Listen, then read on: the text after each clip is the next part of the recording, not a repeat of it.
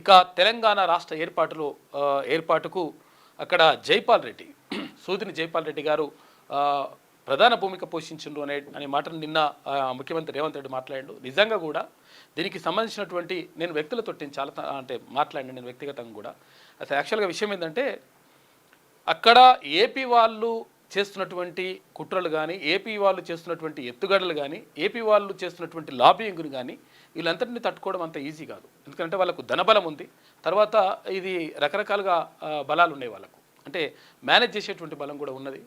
అయినప్పటికీ సూదిని జైపాల్ రెడ్డి గారు అక్కడ సూదిని జైపాల్ రెడ్డి గారితో పాటు అప్పుడున్నటువంటి ఎంపీలు ఎవరైతే ఉన్నారో ఇక్కడ పొన్నం ప్రభాకర్ కానీ, తర్వాత ఇంకా చాలామంది అప్పుడు ఉన్నటువంటి ఎంపీలందరూ కూడా ప్రయత్నం చేసిండ్రు. అందులో భాగంగా సూదిని జైపాల్ రెడ్డి గారు తెర వెనుక ఉండి అక్కడ సోనియా గాంధీని ఒప్పించడంలో ప్రధాన భూమిక పోషించినట్టుగా తెలుస్తూ ఉంది.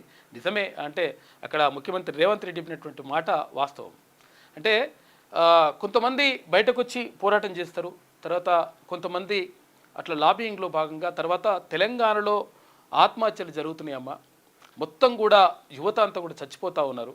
తెలంగాణ రాష్ట్రం ఏర్పడితే చాలని చెప్పేసి అనుకుంటా ఉన్నారు. వందలాది మంది పిల్లలు పిట్టల్లా రాలిపోతున్నారు.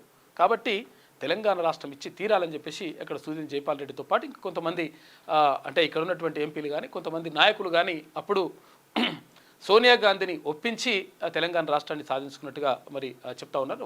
కొంతవరకు అందులో వాస్తవం ఉన్నది.